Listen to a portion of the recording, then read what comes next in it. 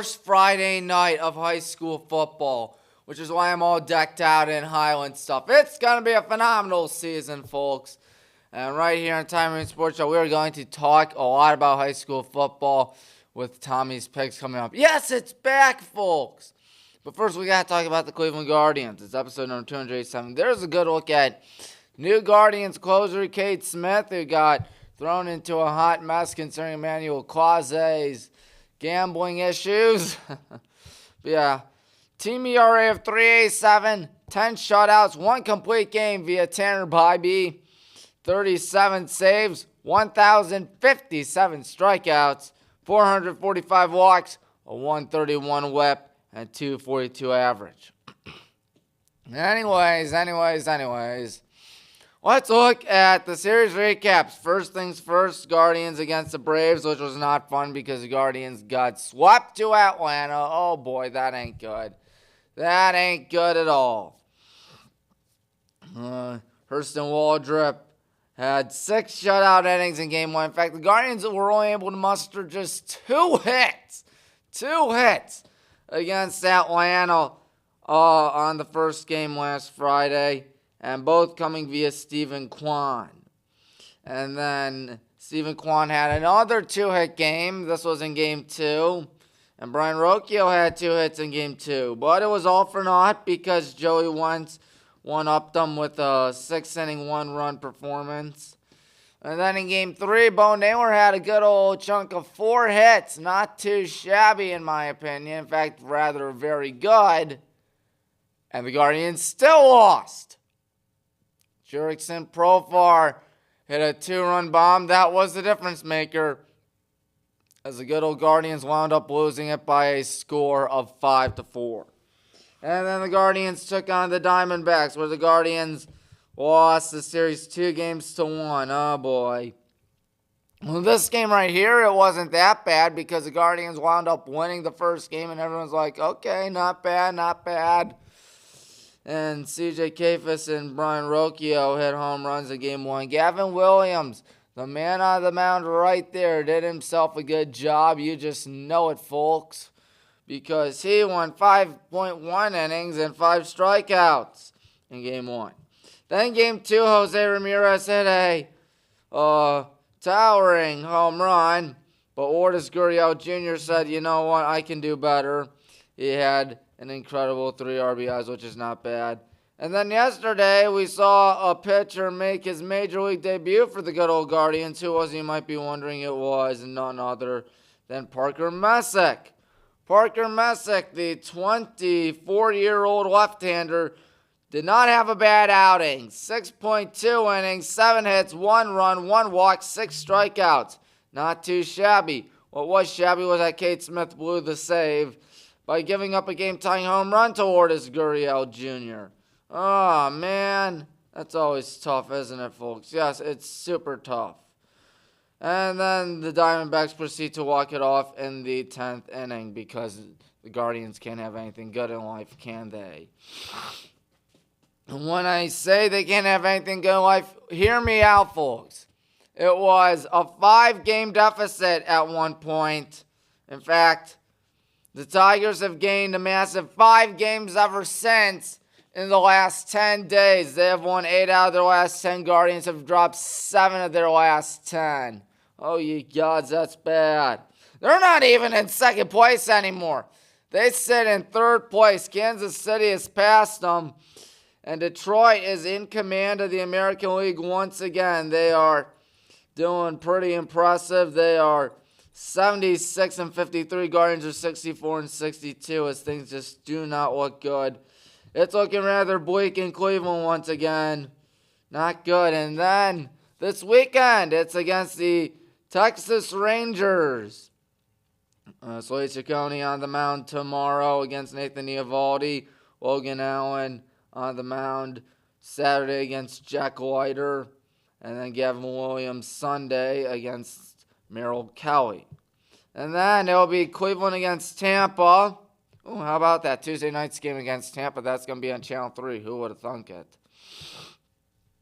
So those will be the games that will be highlighted as the Guardians are struggling Struggling. I thought they were going to do it. I had to apologize to my friends who are Tigers fans, tell them, hey, I'm sorry for trash talking to you guys. Clearly, the Guardians may not have what it takes to win the division or make the playoffs. Let's look at the wild card standings. I've been talking a lot about the divisional standings, but why not the wild card? Well, they said 3 back of Seattle. 3 back of Seattle for that third wild card seed. It's not looking too good for the good old Guardians. It is not fun. But there's still a sliver of hope for now. Let's hope that hope can continue because it's looking very doubtful. Anyways, enough on the Cleveland Guardians because it's making me a little sad. You know what doesn't make me sad? Tommy's Picks is back. The glorious and exciting and happy return of Tommy's Picks. Yes, sirree. You say it right there. This week and only this week it will be high school football. Next week we'll be doing D1 college football. And then the next week we will do, what do you call it, D3 college football and the NFL. But anyways, let's look at this. McDowell against Highland. We're going to Erie, Pennsylvania to take on McDowell. I think we're going to win. I really think we're going to win the game. But that's just me speaking. And then Avon against St. Ignatius, the reigning D2 champions against a struggling St. Ignatius team over the last few years.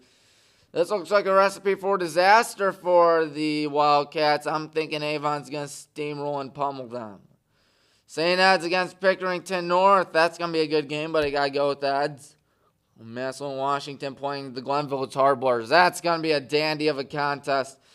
My pick, got to go with Massillon, Washington. It's at Paul Brown Tiger Stadium, the D2R7 powerhouse, which it makes no sense because D2R7 is a bunch of Columbus teams, and Massillon, Washington is, of course, in Stark County.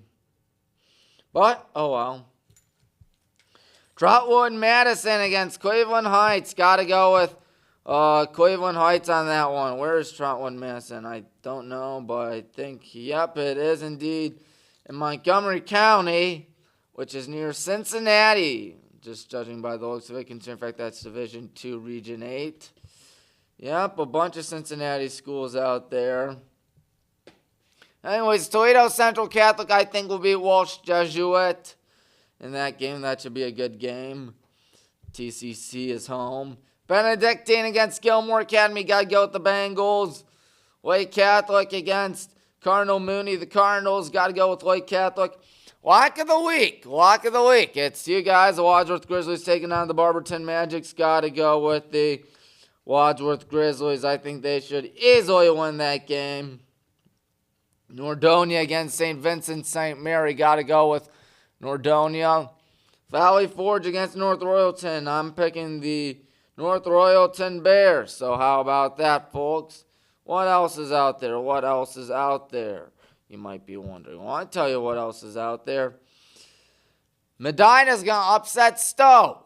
I think Stowe is supposed to be good this season. I heard a lot of good stuff about them. But I think Medina's going to pull off the win. I know Medina struggled a lot last year. Both teams struggled a lot last year, but still. We'll see what happens. Anyways, Twinsburg will beat Boardman. And here's a good game for you, folks. Brunswick against Berea Mid-Park. I got to go with the Devils over the Titans. Excuse me, folks, as we will continue with Olmsted Falls against Mentor, picking the Cardinals to win it. Hoban against Harvest Prep. Let me check where Harvest Prep is because I hadn't heard of Harvest Prep ever until a few days ago when I learned that Hoban was taking on Harvest Prep. They are Division 5, Region 19. Let me check what that is. Looks like that's in Columbus. They do a good job out there, Harvest Prep. So, Hoban will win, though. What else? Cloverleaf against Buckeye. Medina County Showdown, picking Buckeye. Chardon will beat Jackson. North Ridgeville over North Olmsted. And Kenston against Solon. Of course, Norton had their game canceled, oddly enough, due to a foot and mouth disease outbreak. How about that? Very odd for that to happen. So hopefully everybody gets a speedy recovery out in Norton, because that ain't good. Anyways, looking at weekly game predictions at Drew Pastor's Fantastic 50 rankings. Where is Highland? I don't know. Let me check. Where are we? Or they just say McDowell over us? I don't know, because I can't find us. Oh, well, what are you going to do about it? I tell you what you're going to do about it. Beat the McDowell Trojans. We're number 14 in the state. Looks like we don't even have any rankings out there. But judging by the looks of it, Mr. Pastor has us winning every game this season. Well, he has us 9-1 actually, but rather every game he has is going to be a big win, whether it's against Hudson, Avon Lake, Aurora, Copley, Talmadge, Barberton, Roosevelt, Revere, Falls. He's got nothing against McDowell. That's odd. What's not odd is that we should have ourselves a good season. I'd love to beat Avon, but that will not be easy. Where are they ranked? They are number 2 in the state. Oh, ye gods, that's tough. But there's always a chance of winning. I hope we can do it, because Casey Miser might win Mr. Football this season. He might win Mr. Football, I'm just saying. Anyways, folks, that's it. We're done for the day. Thank you for watching. College football, D1 picks next week. I think the NFL preview show next week as well. Then after that, it will be D3 picks and NFL picks the next week after that. So stay tuned. Goodbye, everybody.